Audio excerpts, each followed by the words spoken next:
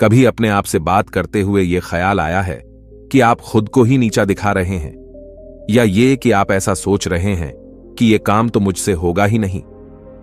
जी हां, कई बार हम खुद से ही ऐसी बातें कर लेते हैं जो हमें अंदर ही अंदर कमजोर बना देती हैं। जैसे, ये काम तो मुझसे होगा ही नहीं, या मैं हमेशा गलतियां ही करता हूं। ये सब बातें अपने आप से नकारात्मक रूप से बात करना है। ये सुनने में भले ही छोटी बात लगे, लेकिन ये अंदर ही अंदर हमें बहुत कुतरती है। ये नकारात्मक आत्मचिंतन है और इसका हमारे मन पर बहुत बुरा असर पड़ता है। इस नकारात्मक आत्मचिंतन के दौरान मन में कई तरह के भाव आते हैं। कभी गुस्सा आता है खुद पर, कभी निराशा होती है, अपनी काबिलियत पर शक होने लगता है। ऐसा लगने लगता है कि मानो हम हर काम में असफल ही होंगे। ऐसा लगता है मानो हम खुद अपने सबसे बड़े दुश्मन बन गए हैं। इससे हमारा आत्मविश्वास कमजोर पड़ जाता है और हम नया करने से भी कतराने लगते हैं। जिंदगी में आगे बढ़ने के लिए सकारात्मक सोच बहुत जरूरी होती है, लेकिन नकारात्मक आत्मचिंतन को समझ ही न पाए तो जिंदगी भर हम पीछे ही रह जाते हैं। नतीजा ये होता है कि हम अपनी क्षमता से कम हासिल कर पाते हैं और जिंदगी में आगे बढ़ने में मुश्किलें आती हैं। तो चलिए आज इसी नकारात्मक विचार को समझने की कोशिश करें और देखें कि इससे कैसे बचा जा सकता है। एक बार फिर से बोधि इंस्पायर्ड की वीडियो में आपका स्वागत है। तो चलिए कहानी शुरू करते हैं। दोस्तों, बहुत समय पहले की बात है। एक नगर में लोग खुशियां मना रहे थे। उस नगर में खुशियों का माहौल था। एक तरफ जहां लोग खुशियां मना रहे थे, वहीं पर दूसरी तरफ एक लड़का उन सब से अलग होकर एक पेड़ के किनारे उदास होकर बैठा था। उसे मन ही मन ये चिंता सताए जा रही थी कि परीक्षा नजदीक आ चुकी थी और वह चाहकर भी पढ़ाई नहीं कर पा रहा था। वह चाहकर भी पढ़ाई में मन नहीं लगा पा रहा था। वह जितना पढ़ाई के बारे में सोचता, उसके चेहरे पर उतनी ही निराशा और हताशा बढ़ जाती। वह इन सभी विचारों के बारे में सोच ही रहा था कि तभी वहां से एक गुरुवर गुजर रहे थे। उन्होंने जब उस लड़की को देखा तो वह यह समझ चुके थे कि लड़का कुछ परेशान है, जरूर कोई समस्या है। इसलिए वह उस लड़के के पास पहुंचे और उस लड़के से कहते हैं, क्या बात है बेटा? पूरा गांव खुशियां मना रहा है, गांव में खुशियों का माहौल है और तुम यहां इस सुनसान जगह पर इस पेड़ के नीचे अकेले बैठे हो और तुम बहुत उदास भी लग रहे हो। आखिर क्या बात है? उन गुरुवर की यह बात सुनकर उस लड़के ने जबरदस्ती अपने चेहरे पर मुस्कान लाने की कोशिश की, लेकिन मन में चिंता भरी होने के कारण वह मुस्कुरा ना सका। इस पर गुरुवर एक बार फिर उस लड़के से कहते हैं, क्या बात है बेटा? तुम इतनी गंभीर मुद्रा क्यों बनाए हुए हो? आखिर क्या समस्या है? तुम मुझसे बता सकते हो? इस पर वह लड़का उन गुरुवर से कहता है, हे गुरुवर, मेरी परीक्षा बहुत नजदीक आ चुकी है और मैं चाहकर भी पढ़ाई नहीं कर पा रहा। पढ़ाई में मेरा मन ही नहीं लग रहा। इस पर वह गुरुवर उस लड़के से कहते हैं, परंतु क्यों? इसके पीछे कोई तो कारण होगा। इस बार वह लड़का उन गुरुवर से कहता है, हे गुरुवर, मैं जब भी पढ़ाई करने बैठता हूं और इस बीच अगर कहीं भी मैं अटक जाता हूं तो मेरे मन में तरह तरह की शिकायतें उभरने लगती हैं। चिंता मुझे परेशान करने लगती है और एक के बाद एक नकारात्मक विचार मेरे मन में उमड़ते ही चले जाते हैं और उसके बाद मेरा पढ़ने में तनिक भी मन नहीं लगता। मैं चाहकर भी पढ़ाई में मन लगा ही नहीं पाता और देखते ही देखते जब मैं उन नकारात्मक विचारों के सामने हार जाता हूं तो मैं अपनी किताबें बंद कर देता हूं और फिर ऐसे ही कहीं पर निकल जाता हूं, कभी अपने मित्रों के साथ तो कभी अपने आस पड़ोस के लोगों के साथ। मैं अपना काफी समय यूं ही खराब कर देता हूं। हालांकि भीतर से तो मैं चाहता हूं कि मैं पढ़ाई करूं, अन्यथा मुझे इसका परिणाम भोगना होगा, लेकिन मैं चाहकर भी पढ़ाई कर नहीं पा रहा और ऐसा करीब पिछले 2 महीनों से मेरे साथ हो रहा है। मैं इन नकारात्मक विचारों से जितना छुटकारा पाने की कोशिश करता हूं, ये नकारात्मक विचार मुझे उतना ही घेर लेते हैं और ये मुझे डराते हैं, मुझे परेशान करते हैं। मैं चाहकर भी इनसे छुटकारा नहीं पा रहा। उन गुरुवर ने उस लड़के की सारी बातें ध्यानपूर्वक सुनी और फिर वह उस लड़के से कहते हैं, बेटा, मैं तुम्हारी मन की बातें समझ रहा हूं, लेकिन क्या तुम इसे एक उदाहरण के तौर पर समझा सकते हो? इस पर वह लड़का उन गुरुवर से कहता है, हे गुरुवर, परीक्षा बहुत नजदीक है और मैंने कुछ हद तक पढ़ाई भी कर ली है, लेकिन जो बची हुई पढ़ाई है उसके लिए मुझे हर दिन करीब 10 से 14 घंटे तक यूं ही मन लगाकर पढ़ना होगा। इसके बिना मैं किसी भी हालत में अपनी पढ़ाई पूरी नहीं कर पाऊंगा। जब यह ख्याल मेरे मन में आता है तो मैं डर जाता हूं। मैं भीतर ही भीतर कांप उठता हूं और देखते ही देखते मेरी हिम्मत जवाब देने लगती है और मैं हार मान लेता हूं। और फिर उसके बाद मेहनत करने का मानो मेरा मन ही नहीं होता। मैं चाहकर भी ध्यान नहीं लगा पाता और अगली चीज जो मुझे परेशान कर रही है, रुको रुको बेटा, उन गुरुवर ने उस लड़के को रोकते हुए कहा। पहले हम एक एक करके तुम्हारे मन के उन नकारात्मक विचारों को समझने की कोशिश करते हैं, उन चिंताओं के पार जाने की कोशिश करते हैं, उनसे कुछ सीखने की कोशिश करते हैं। इतना कहकर गुरुवर उस लड़के से कहते हैं, बेटा, तुम यह कहना चाहते हो कि तुम्हें इस बात की चिंता है कि तुम अपनी बची हुई पढ़ाई कैसे पूरी करोगे, तुम एक दिन में इतनी मेहनत कैसे करोगे। तो क्या तुम्हें इस चिंता के पीछे कहीं ना कहीं शिकायत नहीं नजर आ रही? उन गुरुवर की यह बात सुनकर वो लड़का थोड़ा सा हिचकिचाते हुए उन गुरुवर से कहता है, हे गुरुवर, कैसी शिकायत? इस पर वह गुरुवर मुस्कुराते हुए उस लड़के से कहते हैं, बेटा, जब पढ़ाई करते वक्त तुम कहीं पर अटक जाते हो और बची हुई पढ़ाई के बारे में जब तुम सोचते हो, तब तुम खुद से शिकायत करते हो कि मैं तो कमजोर हूं, मैं इतनी मेहनत नहीं कर सकता, मैं भला ये कैसे कर पाऊंगा, मैं भला एक साथ 10 से 14 घंटे तक कैसे पढ़ाई कर सकता हूं। जरा खुद से पूछो, ये जो शिकायतें तुम खुद से कर रहे हो, ये सच है या झूठ, या केवल ये सभी तुम्हारे मन की एक सोच है? उन गुरुवर के इतना कहने पर वह लड़का कुछ देर के लिए मौन हो गया। उसे कुछ समझ नहीं आ रहा था कि वह उन गुरुवर को क्या जवाब दे। तभी वह गुरुवर उस लड़के से कहते हैं, बेटा, ऐसा कहां लिखा है कि तुम इतनी मेहनत नहीं कर सकते? ऐसा कहां लिखा है कि तुम्हारे पास इतनी मेहनत करने की क्षमता नहीं है? क्या किसी ने तुमसे ऐसा कहा है कि तुम इतना ध्यान लगाकर पढ़ाई नहीं कर सकते? इस बारे में वह लड़का जवाब देते हुए उन गुरुवर से कहता है, हे गुरुवर, आप सत्य कहते हैं, ऐसा तो मुझसे किसी ने नहीं कहा। इस पर वह गुरुवर उस लड़के से कहते हैं, बेटा, तो तुमने खुद से यह कैसे मान लिया कि मैं इतना कमजोर हूं और मैं ऐसा नहीं कर सकता, मैं ध्यान लगाकर पढ़ाई नहीं कर सकता? यह सब केवल तुम्हारे मन का एक भ्रम है। तो तुम्हारे मन की एक सोच है जिसे तुम अनजाने में बार बार सोचकर उस पर विश्वास करके उसे सच बना रहे हो। गुरुवर अपनी बात पूरी कर ही रहे थे कि तभी वह लड़का उन गुरुवर की बात काटते हुए कहता है, हे गुरुवर, अगर यह सच नहीं है तो फिर सच क्या है? उस लड़के की यह बात सुनकर गुरुवर मुस्कुराने लगे और उस लड़के से कहते हैं, बेटा, सच यह है कि तुम्हारे अंदर कितनी काबिलियत है, यह जानने के लिए तुम्हें आखिरी हद तक मेहनत करनी होगी। तुम्हें अपनी पूरी कोशिश करनी होगी। जब तुम अपनी पूरी क्षमता पर कार्य करोगे, अपनी पूरी क्षमता के साथ पढ़ाई करोगे, तभी तुम्हें पता चल पाएगा कि सच में तुम्हारी क्षमता क्या है। इस पर वह लड़का उन गुरुवर से कहता है, हे गुरुवर, तो अब मुझे क्या करना चाहिए? इस पर वह गुरुवर उस लड़के से कहते हैं, बेटा, मेरी बात ध्यान से समझो। हर चिंता के पीछे एक सकारात्मक संदेश होता है जिसे हमें पहचानने की आवश्यकता होती है। जैसे जब तुम्हारे मन में यह चिंता प्रकट होने लगी कि मैं अपनी बाकी की पढ़ाई इतनी जल्दी पूरी कैसे करूंगा, तो इस चिंता के पीछे सकारात्मक संदेश क्या था?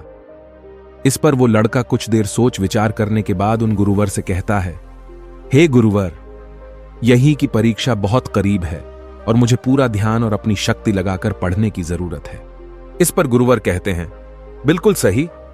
तभी वो लड़का उन गुरुवर से कहता है, ठीक है, यह तो बहुत अच्छा तरीका है, इससे तो मैं आसानी से अपनी पढ़ाई पर ध्यान लगा सकता हूं। इतना कहकर वह लड़का वहां से जाने लगा। तभी गुरुवर उस लड़के से कहते हैं, रुको बेटा, अभी चिंता पूरी तरह से पार नहीं हुई है। जब भी तुम उस चिंता के पीछे का सकारात्मक संदेश समझ लो तो उसके लिए धन्यवाद करो और आगे बढ़ो। अपने आप से कहो कि मैंने उस चिंता के पीछे का संदेश समझ लिया है और अब मैं पूरी ईमानदारी के साथ मेहनत करने के लिए तैयार हूं। मैंने यह भी स्वीकार कर लिया है कि मेहनत करने में मुझे कष्ट भी होगा, तकलीफ भी उठानी पड़ेगी, लेकिन मैं हार नहीं मानूंगा। यह संदेश मुझ तक पहुंचाने के लिए आपका शुक्रिया।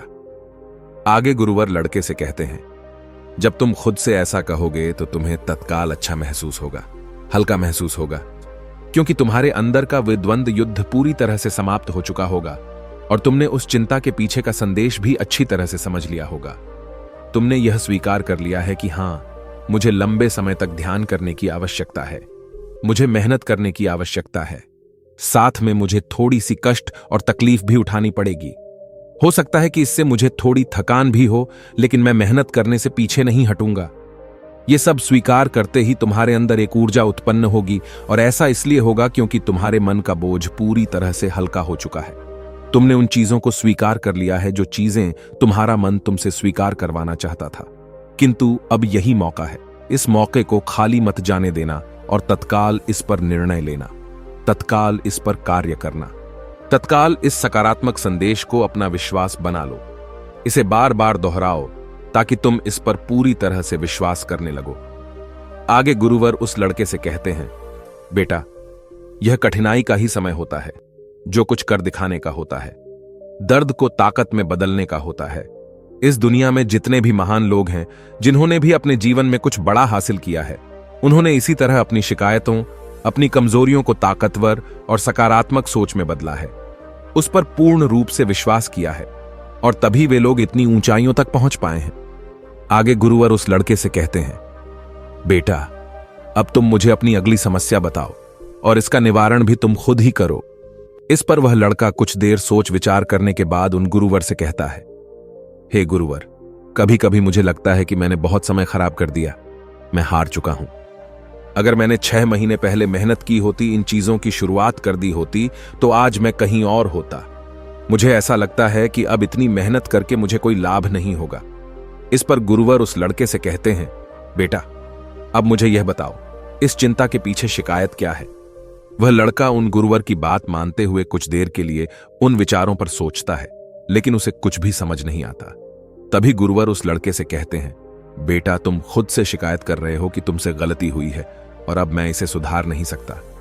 तुम्हें ऐसा लगता है कि गलती होना मतलब हार मानना, लेकिन जरा अपने आप से पूछो कि जो शिकायत अपने आप से कर रहे हो, यह कोई सच है या केवल सोच?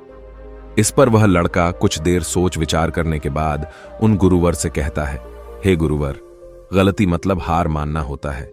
यह तो मेरी एक सोच है, लेकिन सच क्या है?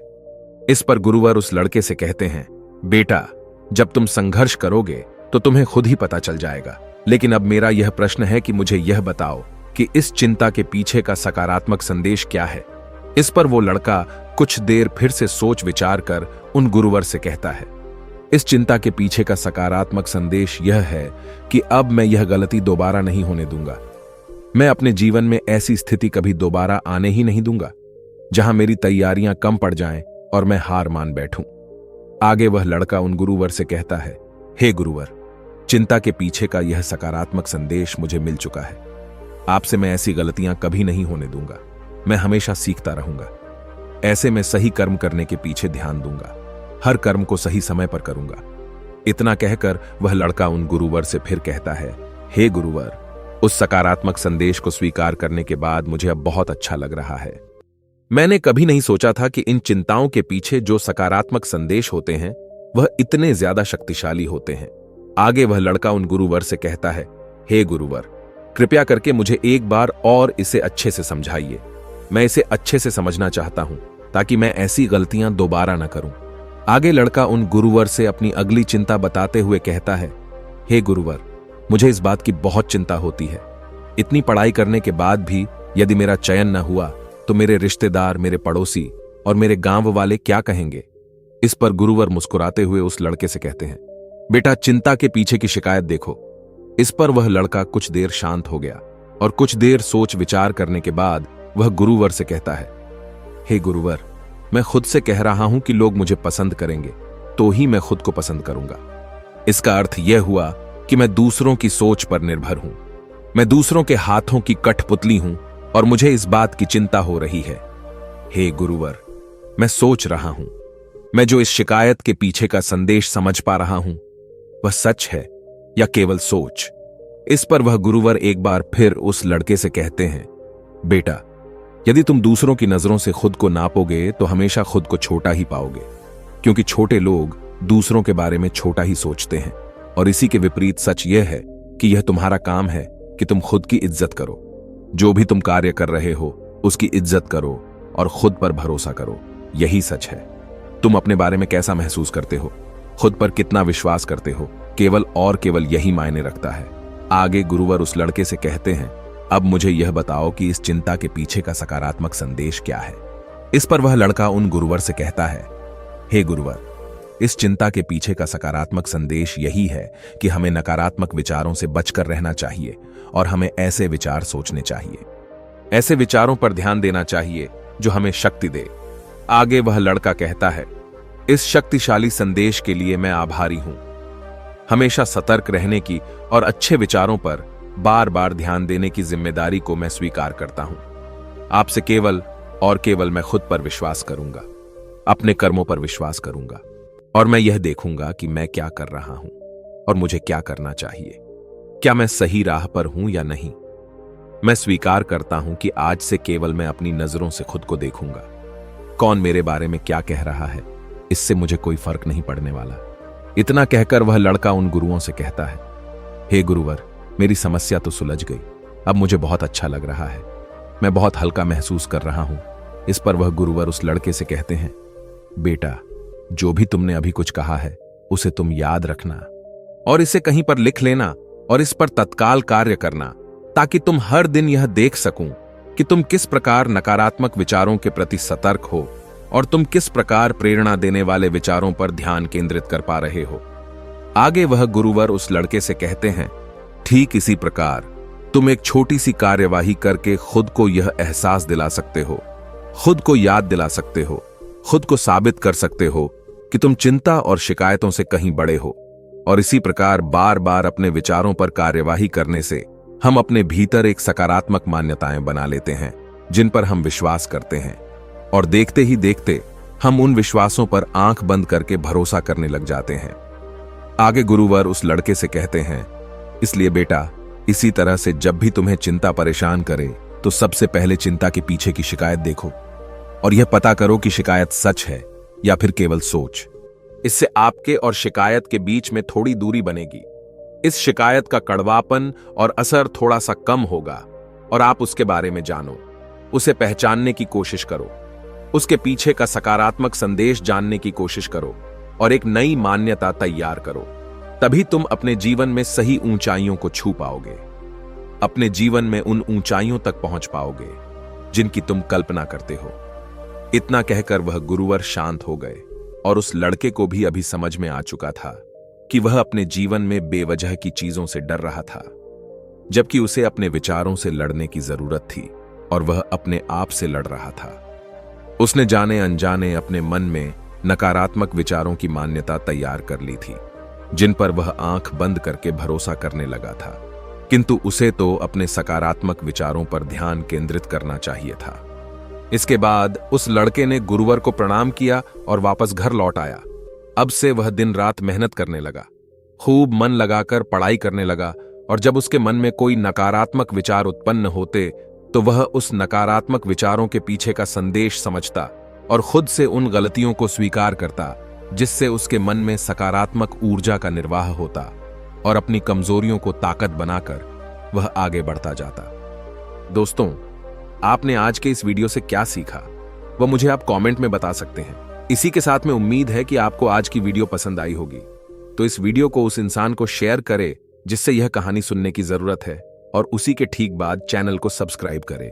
तो चलिए फिर मिलते हैं ऐसी एक और नई वीडियो में एक नए मैसेज के साथ। तब तक के लिए अपना ख्याल रखें। धन्यवाद और नमो बुद्धाय।